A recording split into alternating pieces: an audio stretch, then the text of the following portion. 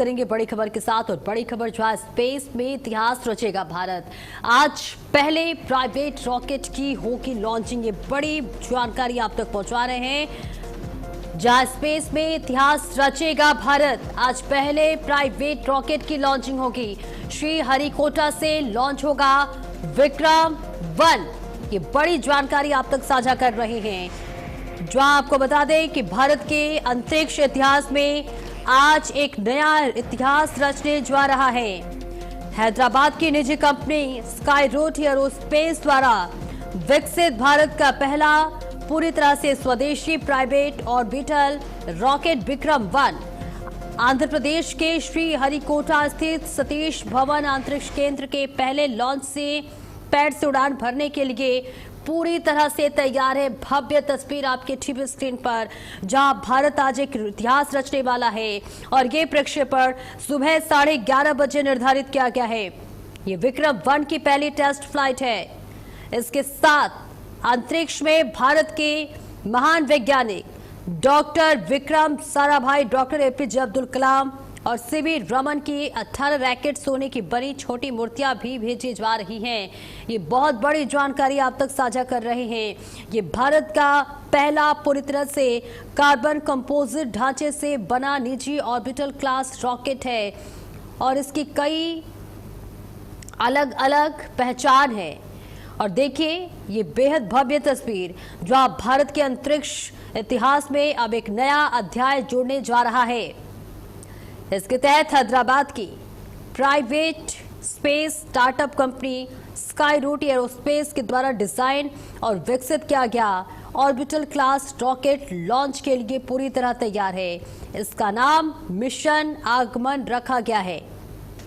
इस मिशन के तहत यह ऐतिहासिक लॉन्च आज सुबह 11:30 बजे आंध्र प्रदेश के श्रीहरिकोटा से सतीश धवन अंतरिक्ष केंद्र के लिए पहले लॉन्च के पैड से होगा। इस रॉकेट का नाम भारत के अंतरिक्ष कार्यक्रम के जनक डॉक्टर विक्रम साराभाई के सम्मान में विक्रम-1 रखा गया है। और देखिए विक्रम-1 की सबसे बड़ी खासियत इसका पूरी तरह से कार्बन कंपोजिट ढांचे से बना होना है। स्काईरूट के सीईओ पवन कुमार चंद्रा के मुताबिक यह अंतरिक्ष की कक्षा में जाने वाला ऐसा पहला रॉकेट है जो पूरी तरह से कार्बन कंपोजिट से बना है। और ये मटेरियल मजबूत स्टील से भी 5 गुना हल्का होता है, जिससे रॉकेट का वजन बेहद कम हो जाता है और इसकी कार्यक्षमता कई गुना बढ़ जाती है। और खास तौर से देखिए तकनीकी तौर पर यह रॉकेट 3 सॉलिड फ्यूल चरणों और एक लिक्विड ऑर्बिटल एडजस्टमेंट मॉड्यूल से लैस है। ये 350 किलोग्राम तक के वजन को पृथ्वी से 450 किलोमीटर ऊपर लो अर्थ ऑर्बिट में स्थापित करने की क्षमता रखता है। तो सुबह 11:30 बजे भारत इतिहास रचने जा रहा है। और इसकी खास इतिहास देखिए, इतिहास के पन्नों में एक और नाम दर्ज होने जा रहा है विक्रम-1 का। और इसकी कई खास विशेषताएं हैं। और ऐसे में आंध्र प्रदेश के श्रीहरिकोटा स्थित सतीश धवन अंतरिक्ष केंद्र के पहले लॉन्च पैड से उड़ान भरने के लिए बिल्कुल तैयार है। और स्नेह कमल ज्यादा जानकारी के लिए हमारे साथ जुड़ रहे हैं। स्नेह कमल, आज भारत एक और इतिहास रचने जा रहा है। ऐसे में अंतरिक्ष कार्यक्रम के लिए ये कितना ऐतिहासिक माना जा रहा है विक्रम-1 रॉकेट का? जी बिल्कुल, आज अगर भारत के जो है अंतरिक्ष साइंस की अगर अंतरिक्ष विज्ञान की बात करें तो अपने आप में आज भारत एक इतिहास में हैदराबाद की स्काईरूट एरोस्पेस आज 18 जुलाई को अपना पहला प्राइवेट ऑर्बिटल रॉकेट विक्रम-1 लॉन्च करेगा। यह लॉन्चिंग आंध्र प्रदेश के श्रीहरिकोटा से सुबह दिन में 11:30 बजे को कंपनी 2022 में विक्रम-S ऑर्बिटल स्पेस रॉकेट लॉन्च किया था, जो लगभग 89 मीटर ऊंचाई तक गया था। अब विक्रम-1 जो है वो पृथ्वी से लगभग 450 किलोमीटर पृथ्वी की निचली कक्षा तक पेलोड ले जाएगा।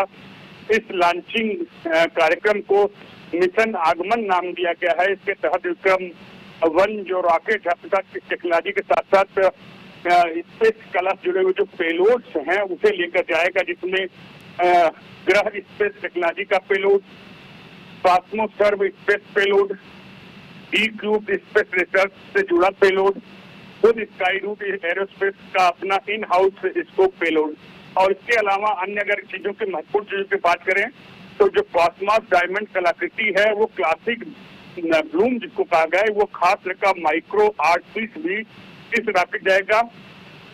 इस माइक्रो आर्ट पीस में जो 18 कैरेट सोने से बना है छोटा सा रॉकेट है, जिस पर भारतीय अंतरिक्ष वैज्ञानिक और भारतीय वैज्ञानिक TV Raman, doctor Vikram Sarabhai, doctor Abdul Kalam की छोटी मूर्तियां उकेरी गई हैं। और विक्रम वन की अगर बात करें तो हल्के और मजबूत कार्बन कंपोजिट स्ट्रक्चर से बना ऑर्बिटल रॉकेट है।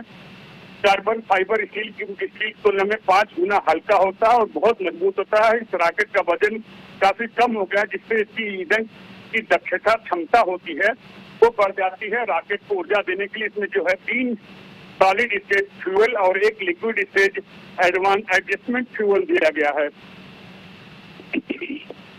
के बाद से क्या लगता है कि भारत के स्पेस सेक्टर को ज्यादा फायदा मिलेगा? ये बिल्कुल स्काई रूट एरोस्पेस की बात करें, इसकी शुरुआत अब से करीब 8 साल पहले 2018 में हुई थी। इसके शुरू करने का मुख्य उद्देश्य भारत में बेहद किफायती और भरोसेमंद रॉकेट का निर्माण, ताकि दुनिया भर में जो सैटेलाइट ऑपरेटर्स हैं उनकी ऑन डिमांड और बजट फ्रेंडली रॉकेट सोल्यूशन को जो है कार्यक्रम दिया जा सके। इस रॉकेट का नाम जिस तरह भारतीय अंतरिक्ष कार्यक्रम के जनक डॉक्टर विक्रम साराभाई के सम्मान रखा गया है, विक्रम वन। डॉक्टर साराभाई देश के स्पेस सेक्टर के एक मजबूत, उन्होंने न्यू यॉर्क की स्काई रूट अपने सभी रॉकेट के नाम उनके सम्मान में इसी सीरीज पर बनाती है। साल 2022 में भी लॉन्च किया गया पहला ऑर्बिटल रॉकेट, उसका नाम भी विक्रम एस था, और आज का जो रॉकेट उसका नाम है विक्रम वन।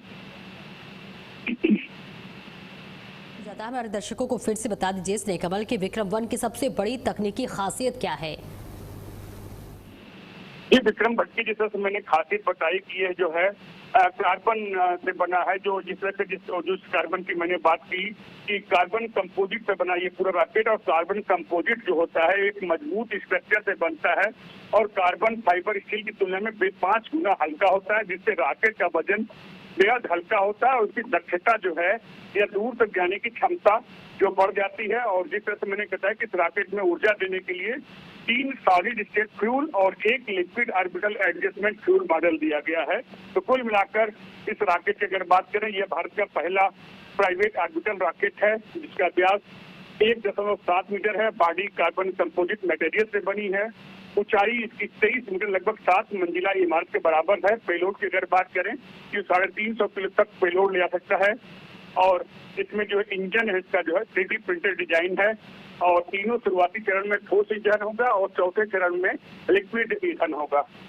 बहुत बहुत शुक्रिया आपका स्नेह कमल इस महत्वपूर्ण जानकारी के लिए।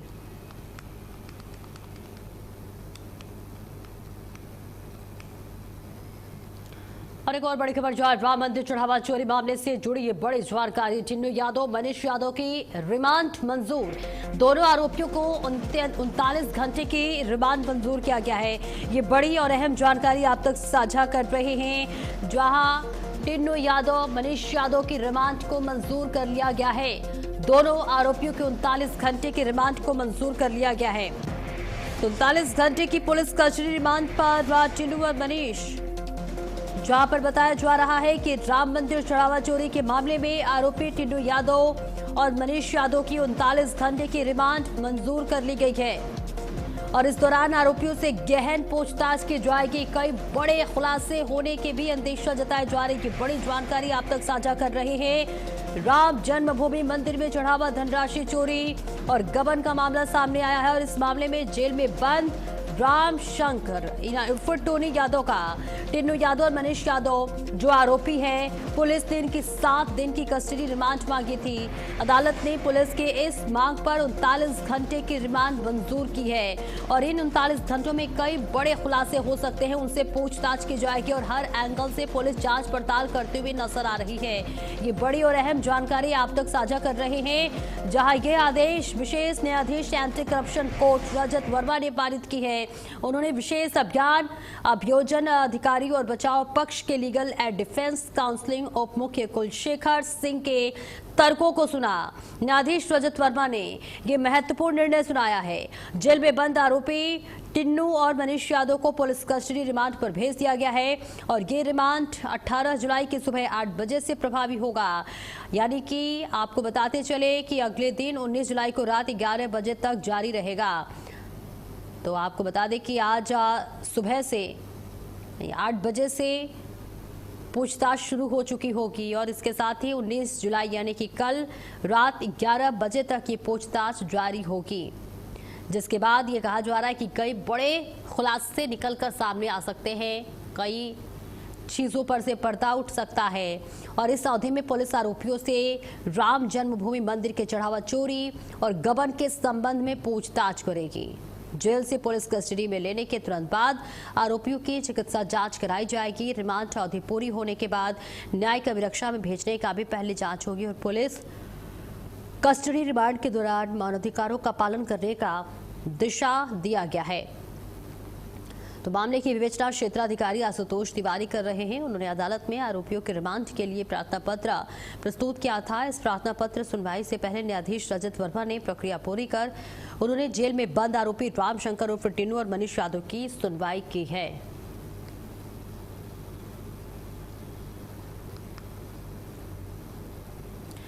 और प्रवीर ज्यादा जानकारी के लिए हमारे सहयोगी हमारे साथ जुड़ रहे हैं। प्रवीर, देखिए 39 घंटे की रिमांड मंजूर की गई है टिन्नू यादव और मनीष यादव की। ऐसे भी पूछताछ के दौरान क्या लगता है, क्या बड़े खुलासे हो सकते हैं? निश्चित तौर पे अयोध्या राम मंदिर चंदा चोरी में जैसे जैसे आगे कड़ियां जुड़ती जा रही हैं, तैसे तैसे पुलिस लगातार रिमांड के लिए लोगों को अदालत में अपनी अर्जी दे रही है और उनको रिमांड पर ला करके उनसे पूछताछ की जा रही है। 6 लोगों से पूछताछ की जा चुकी है। उसके बाद टिन्नू यादव, उनके भतीजे जो मनीष यादव हैं, उनको पुलिस ने अर्जी दी थी और कहीं ना कहीं दोनों तरफ के मुद्दों को सुना गया था, बातों को सुना गया था। तो कोर्ट ने फैसला किया कि 29 घंटे के रिमांड पर टिन्नू यादव और मनीष यादव को भेजा जाएगा। उनका रिमांड सुबह 8 बजे यानी कि अभी आज 8 बजे से उनकी रिमांड शुरू हो गई है। पुलिस ने उनको रिमांड पर लिया है। उसके बाद अब उनको अगले 39 घंटे तक पुलिस के हर एक सवालों का जवाब देना होगा, क्योंकि पुलिस ने इनको रिमांड पर लेने से पहले 6 लोगों को और रिमांड पर लेके पूछताछ कर चुकी है। कई अहम दस्तावेज, कई अहम सवाल पुलिस ने तैयार कर रखा है, जिनको आज उन सवालों से टिन्नू यादव और मनीष यादव के उन पुलिस के सवालों से गुजरना होगा, बताना होगा कि चंदा चोरी में कहां कैसे किस तरीके से चंदा चोरी हुई, किनके कहने पर हुई, कैसे उन्होंने चंदा चोरी का उनके जहन में निकल करके आया कि चंदा चोरी कहीं ना कहीं की जा चुकी है। एक जो आस्था था, जो सनातन धर्म का आस्था था, उसके साथ कहीं ना कहीं खिलवाड़ किया गया है। और ये चंदा चोरी की शिकायत जब ट्रस्ट को धीरे धीरे पहुंची है, ट्रस्ट ने उसको दबाने का काम किया है। उसके बाद फिर जब धीरे धीरे सोशल मीडिया के माध्यम से जब मीडिया में ये बात निकल करके आई है, तब मजबूरी में इस बात का पर्दाफाश हुआ और कहीं ना कहीं कार्रवाई शुरू हुई। एसआईटी और पुलिस लगातार जांच कर रही है, अपराधियों का धरपकड़ कर रही है। सबसे बड़ा बात है टिन्नू यादव और मनीष यादव का। आप देखिए, टिन्नू यादव और मनीष यादव को मुख्य आरोपी टिन्नू यादव को बनाया जा रहा है, जिसका सबसे बड़ा मास्टरमाइंड यानी चंदा चोरी का सबसे बड़ा मास्टरमाइंड टिन्नू यादव को बनाया जा रहा है। उसके सबसे जो अहम बात है इसलिए है क्योंकि जो सीसीटीवी का कंट्रोल था, जो सीसीटीवी का पूरा कैपेसिटी और पूरी उसकी निगरानी थी, वो टिन्नू यादव के पास थी। सभी जो खजाने थे, उनकी जो चाबियां थी, वो टिन्नू यादव के पास थी। इसीलिए टिन्नू यादव को उसका मुख्य आरोपी भी बनाया जा रहा है, क्योंकि 75 बार जो 8 दिन तक एसआईटी ने जांच किया, उस 8 दिन में 75 बार लगभग सीसीटीवी कैमरे बंद किए गए। तो जब जिम्मेदारी टिन्नू यादव की थी, उनके निगरानी में सीसीटीवी कैमरा चलाया जा रहा था, देखा जा रहा था, तो सीसीटीवी कैमरे 75 बार बंद हुए। तो पुलिस का सबसे बड़ा अहम सवाल यही है कि आखिर क्या मतलब कि जब 8 दिन के अंदर लगभग 75 बार सीसीटीवी कैमरे को बंद किया गया, कोई टेक्निकल फॉल्ट था या कोई डिजाइन में दिक्कत थी या कैमरे में दिक्कत थी, कौन सी ऐसी दिक्कत थी जिसको आपने समस्या का समाधान नहीं किया। एक हफ्ते में 75 बार कैमरे को बंद किया गया। सबसे बड़ी अगर बात मानते चले, दूसरी सबसे बड़ी बात है टिन्नू यादव ने जिस तरीके से चाबियां उनके पास थी, अगर चाबियां उनके पास थी तो चंदा चोरी इतनी बड़े स्तर पे कैसे हुआ, क्योंकि जो चंदा चोरी हुआ वो गणना के पहले हुआ, यानी कि जो दान पात्र से दान का पैसा निकाला गया और उसके बाद में जो दान का पैसा गिनने के पहले उसकी चोरी की गई, क्योंकि जब गिनती गई तब तो फिर बैंक में चला गया, तो बैंक में जाने के पहले पैसे चोरी हुए, यानी चंदा चोरी हुआ। तो जिस तरीके से जब चोरी हुआ तो आपकी निगरानी, आपकी दायित्व क्या था। तीसरा सबसे बड़ी बात है कि जब गणना के लिए जमीन पर बैठ करके पैसा गिनना था, किसी भी प्रकार से कोई मेज और कुर्सी की व्यवस्था नहीं थी, तो आपने मेज और कुर्सी की व्यवस्था जो ट्रस्ट की तरफ से अपनाई गई, जो आप लोगों ने अपनाई, वो किसके कहने पर अपनाई, क्यों अपनाई, सबसे बड़ा सवाल ये भी निकल करके आएगा। उसके बाद जब चंदा चोरी में जो गणना के जो व्यक्ति थे, लगभग 39 लोग जो गणना करते थे, जो चंदा के पैसे की गणना करते थे, उन सबको जेब रहित कपड़े पहन करके जाने का आदेश है। तो इसे भी जेब वाले कपड़े पहन के क्यों गए, ये भी सबसे कहीं ना कहीं पुलिस उनके सामने, टिन्नू यादव के सामने रख सकती है।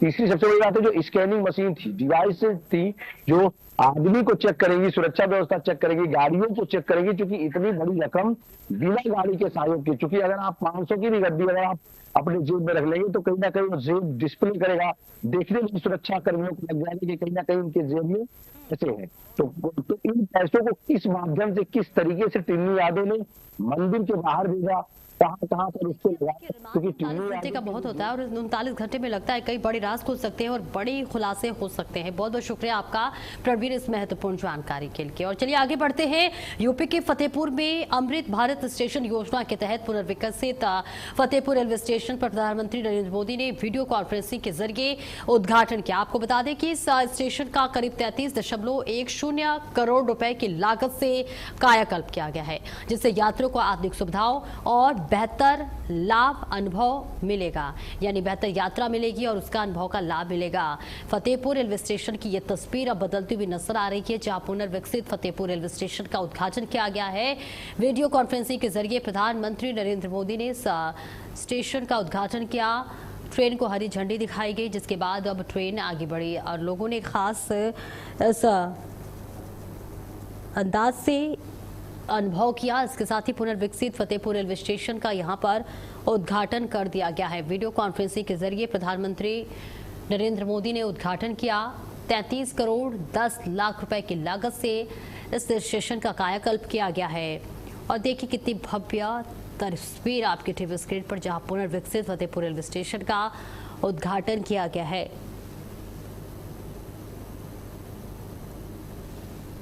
तो भव्य तस्वीरें आप तक पहुंचा रहे हैं। इसकी लागत 33 करोड़ 10 लाख रुपए बताया जा रहा है। स्टेशन का पूरा कायाकल्प बदल दिया गया है, जिससे बताया जा रहा है कि फतेहपुर की रेलवे स्टेशन की अब तस्वीर बदलती हुई नजर आ रही है। इसका उद्घाटन वर्चुअल तरीके से प्रधानमंत्री नरेंद्र मोदी ने किया गया है। इसके साथ ही तस्वीर आप तक साझा कर रहे हैं, जो इस परियोजना में प्रधानमंत्री नरेंद्र मोदी ने इसका वर्चुअली तौर पर उद्घाटन किया है। हरी झंडी दिखाकर इसको रवाना किया गया है, जिसकी तस्वीर आपके टीवी स्क्रीन पर साझा कर रहे हैं। तो देखिए ये भव्य और दिव्य तस्वीर फतेहपुर से, जहां रेलवे स्टेशन का उद्घाटन हुआ, जिसके बाद कहा जा रहा है कि फतेहपुर की तस्वीर अब बदलते हुए नजर आ रही है। पुनर्विकसित फतेहपुर रेलवे स्टेशन का उद्घाटन हो चुका है। प्रधानमंत्री नरेंद्र मोदी ने इसका उद्घाटन किया है, जिसकी तस्वीर आप तक साझा कर रहे हैं। और आपको बता दें कि इसकी लागत 33 करोड़ 10 लाख रुपए है।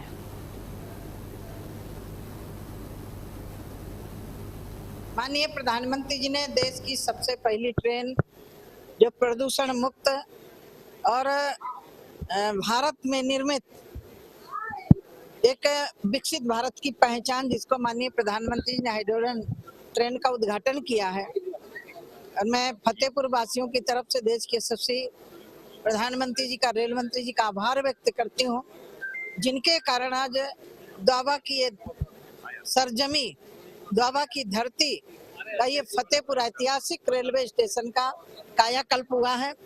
और मिर्जापुर में न्यायालय परिसर की सुरक्षा व्यवस्था को और मजबूत अधिक बताने के लिए मॉक ड्रिल का आयोजन किया गया।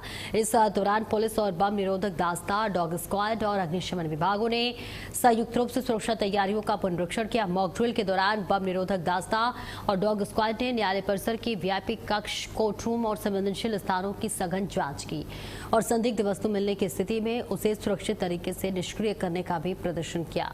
तो मिर्जापुर से ये तस्वीर आप तक साझा कर रहे हैं, जहां वीआईपी कक्ष और इसके साथ ही साथ सुरक्षा को मजबूत कराने के लिए मॉक ड्रिल का आयोजन किया और सभी से यहां सतर्क रहने की अपील की गई, जिसकी तस्वीर आप तक साझा कर रहे हैं। तो वीआईपी कक्ष, कोर्ट रूम की सघन जांच की गई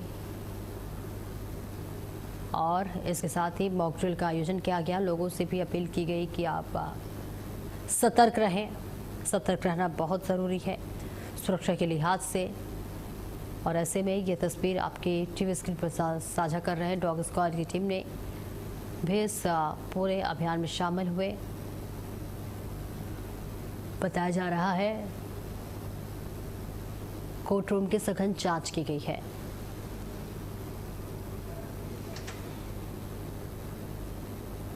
की दृष्टिगत जो है आज मॉक ड्रिल न्यायालय परिसर मिर्जापुर में की गई, जिसमें हमारी बम डिस्पोजल स्क्वाड भी उपस्थित थी, साथ ही फायर सर्विस की गाड़ियां थी फायर के लिहाज से, और हमारी स्थानीय पुलिस और न्यायालय सुरक्षा के लिए तैनात जो हमारे पुलिसकर्मी है वो सब थे। यहाँ पे एक अच्छी ड्रिल की गई कि कभी किसी तरह की कोई घटना की सूचना प्राप्त होती है, किसी तरह का थ्रेट प्राप्त होता है, तो हम उसे कितने बेहतर ढंग से डिस्पोज कर सकते हैं और कितने बेहतर कम से कम समय में हम न्यायालय परिसर की सुरक्षा सुनिश्चित कर सकते हैं इस संबंध में। और प्रतापगढ़ से बड़ी खबर इस वक्त सामने आ रही है। 7 दिनों तक गुल रहेगी बिजली। जी हां, शहरी इलाकों की बिजली गुल रहेगी। आज से 24 जुलाई तक कटी रहेगी बिजली। 8 बजे से दोपहर 2 बजे तक बिजली काटी जाएगी। इसके साथ ही पेड़ों के कटान के चलते बाधित होगी बिजली। ये बड़ी और अहम जानकारी आप तक साझा कर रहे हैं, जहां आपको बता दें प्रतापगढ़ में बिजली काटी जाएगी। आज से 24 जुलाई तक कटेगी बिजली। पेड़ों के कटान के चलते बाधित होगी बिजली, जिसके बाद 7 दिनों तक के लिए गुल रहेगी बिजली। बड़ी जानकारी आप तक साझा कर रहे हैं, जहां आपको बताते चले आज से 24 जुलाई तक बिजली कटौती की जाएगी। 8 बजे से दोपहर 2 बजे तक बिजली कटी रहेगी। पेड़ों के कटान के चलते बिजली बाधित हो रही है। 7 दिनों तक खुली रहेगी बिजली। शहरी इलाकों में बिजली ग्लव हो रहे होंगे। इसके साथ ही आपको बता दें पेड़ों के कटान के चलते बिजली बाधित होगी, तो लोग यहां पर परेशान होते हुए नजर आ रहे हैं, क्योंकि जिस तरह से गर्मी का सितम इस वक्त लोगों पर पड़ रहा है, उसे देखते हुए बिजली कटना भी अपने आप में एक भारी चुनौती है लोगों के लिए। प्रतापगढ़ में 7 दिनों तक गुल रहेगी बिजली। और इसी के साथ इस बुलेटिन में इतना ही। खबरों का सिलसिला लगातार जारी है।